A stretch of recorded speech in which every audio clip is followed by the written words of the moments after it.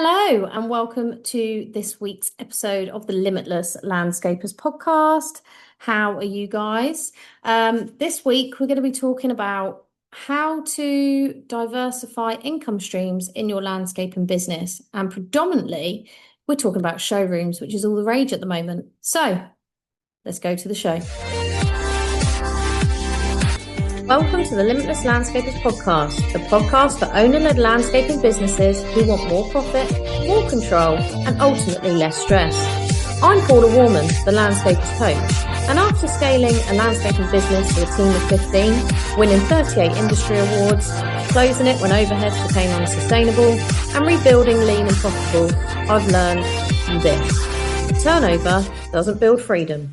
Profit, systems, and smart decisions do.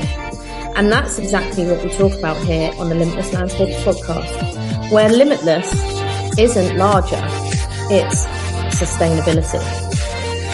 Hello, guys, and welcome to the podcast. It's me, Paula Warman, the Landscapers Coach, your host of this week's episode. And I'm talking about showrooms today because I got sent a question on Instagram after I posted about my failure as a landscaper, having a showroom sat empty for over a year and not doing anything with it. And the landscaper that sent me this message, I'm really grateful for. Promised him or her, that I would send, create a podcast answering the question. And they were asking that, is the investment worth it into a showroom, basically?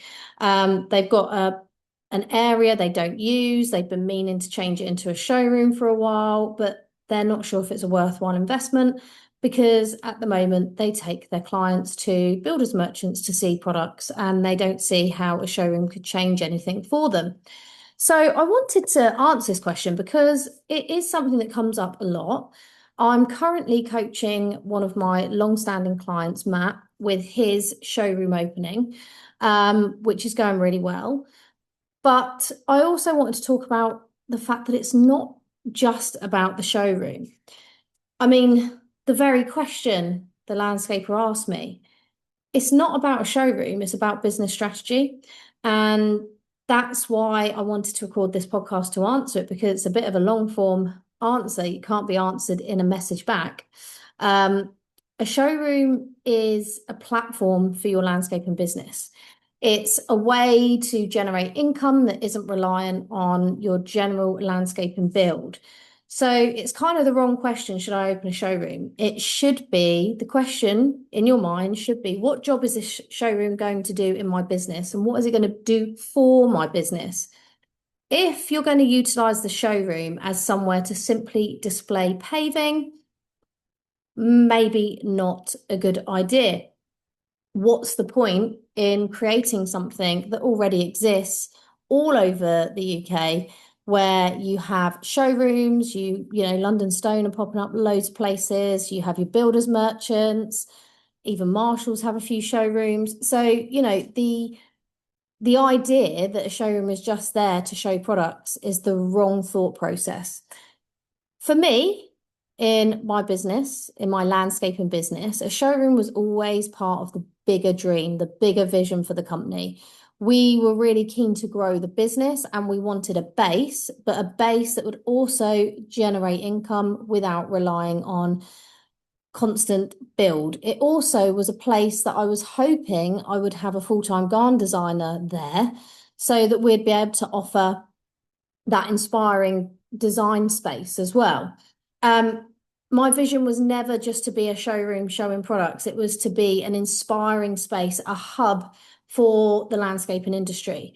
I saw it as a place where we could take our clients to go and view products, go and look at their designs, basically sell them the dream and get them booked in for a build. But it was also where I saw other landscapers in the area bringing their clients to see products in the flesh. Other landscapers could utilize our designer if they didn't have design options. It was a place where garden designers could bring their concepts and their clients, and we could look at helping them source materials, show the materials, and also build if they wanted to. And it was ultimately a place to build relationships, a place where the industry could come together, and a place that would help everybody instead of just being purely about my landscaping business. So it's really about thinking beyond the displays. It's thinking about the bigger picture for your business and what you imagine it to be. And it's about thinking of the ultimate destination, if you like, because selling a landscaping business is quite difficult because essentially most landscaping businesses rely on, not all, but certainly in my case, rely on the people that you have working for you. One of them was my husband who ran the business. So it's very difficult to sell that. And also hard landscaping, there's very little repeatable income options because you're selling a patio, a driveway, a garden transformation. How likely is that client going to come back and buy from you again? They may have the opposite done. So if they've had a driveway, they have a patio, or they may move house. And of course, there's the opportunity for referrals, but it's not a repeatable business, say, like garden maintenance, for example. So I kind of saw for us, the showroom as being another alternative option to generate different streams of income from different things, to diversify our business, to be like a one-stop shop and a community for the landscaping industry in the area. And also, it's far more saleable in the future. So that's kind of where I saw it. I want to capitalize on what I said about multiple revenue streams. The way I saw the showroom and a successful showroom is it should be creating opportunities beyond just the landscaping. It should be, and these are just some ideas of potential revenue and income streams that you can generate just through the utilizing of a showroom space if you have it or if you are looking to do it, is obviously the landscape projects themselves. I spoke to a landscaping friend of mine many years ago, actually, at an award ceremony, and he said his showroom increased his conversion rate by an extortionate amount because his showroom is set up to basically bring the outdoor spaces to life, and then the client falls in love with them, and that's it, they're sold. There's no showing them one piece of paving on the floor, which is generally what you do when you go for a site visit, you take your samples. No, it was showing them and selling them the dream. So he didn't have to do much selling. They'd already fallen in love. So that's kind of like the landscape projects and how the showroom can generate that. It's also the garden design projects that you could get in, the collaborations you could have with garden designers that utilize the showroom themselves for their clients. Material sales only. That's obviously to trade and to DIYers. Trade accounts you could have. You could have design consultations. You could run networking events, particularly industry-based, to build your own network and your own relationships, as well as getting others to collaborate too. You could have supplier demonstrations. You could have business workshops. You could host and record a podcast like me. You could do product launches. You could run a small membership side of things. You could have meeting room hire. You could have sponsorship opportunities. There's quite a lot of opportunities with a showroom rather than just a landscaping business. So you've got to start thinking to yourself, if you have the space or if you are looking at space, how many ways can this space generate income? And have a think about that, brainstorm it, because there'll be more than just one way. Good afternoon, Captain. It's a magpie flew in the garden. And there's more than one way to generate income. And I think, unfortunately, if you are just relying solely on your landscaping or design business, that's just one area of income, whereas a showroom can really expand that thinking and expand the ways to generate income. The other way, like I said, is community, which will create value in itself. So imagine that you could create a showroom that really brought the community together and offered sort of monthly networking breakfasts, business workshops, training opportunities, CPD sessions, garden designer meetups, landscaper member access, exclusive supplier discounts, out of hours appointments for members, and the list goes on. You're no longer just selling products or build, you are selling and building a community and a community feel. And this is exactly what my vision was for my showroom. And it's what I'm vicariously living through on my clients at the moment. From a coaching perspective, I coach businesses obviously on what the best solution for their business at this point in time that I'm working with them is. So I coach businesses on both sides of the coin. I'm not saying everyone should have a showroom, but I'm also not saying you shouldn't have a showroom. It just depends. Some absolutely should not have a showroom. They're not in the position to. Others, like the client I'm working with, is opening one, and I believe it can transform his business. And why? Because we are building their business around this, their strategy changes. It's not just fitting out a showroom, it's creating a business around that showroom. It's creating a new strategy, new marketing avenues, and all of the above. So I'm not saying get a showroom, but I'm also not saying don't get a showroom. It depends where your business is at the moment. And obviously that's my role as a business coach, is to help you make these decisions based on facts, finances, figures, ideas, perspective, growth. Lots of different things will decide whether it's the right fit for you. And things that you should ask yourself before investing lots of money into building a showroom is, what problem does this solve for your clients, for your potential clients, for people that you envisage attending the showroom? Will it generate profit? Well, you're going to have to run cash flow forecasts and have a look at what potential sales could look like, how much you'll get margin wise on product sales, etc. Can you generate multiple revenue streams rather than just product drop ships, say at the selling?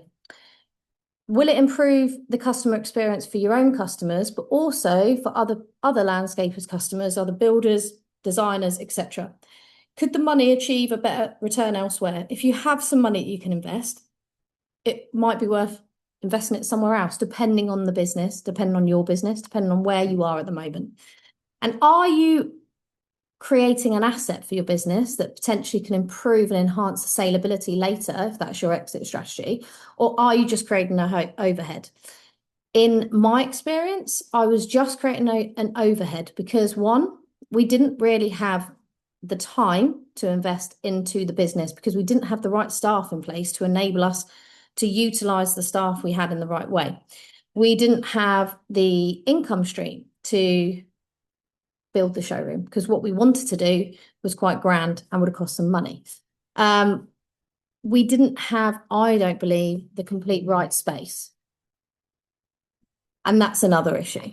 So essentially it just became a very expensive overhead, which eventually caused a lot of problems in my landscaping business. But essentially the key takeaway of this episode I wanted you to think about is, a showroom should never just help you sell gardens and landscaping. It should become about creating a community. It should become a business hub, a business that people want to visit, a platform that will create multiple revenue streams for you and multiple opportunities for you in your business and others in their business, and an asset that generates income rather than a massive, massive overhead. Because either way, when you're looking at investing in any area of your business, whether that's a showroom or anything else, you need to go back to your figures and have a look at your finances first to see if it's even a viable option for you. So in closing, the question isn't whether you should open a showroom, it's whether you're building a room full of products or whether you're building a business full of opportunities. That's the question you need to ask yourself. So I've got a question for you. Now, please get back to me. Just send me an email, paula@thelandscaperscoach.co.uk, or DM me on one of the social media platforms I'm on. But what's one investment you're considering in your business right now?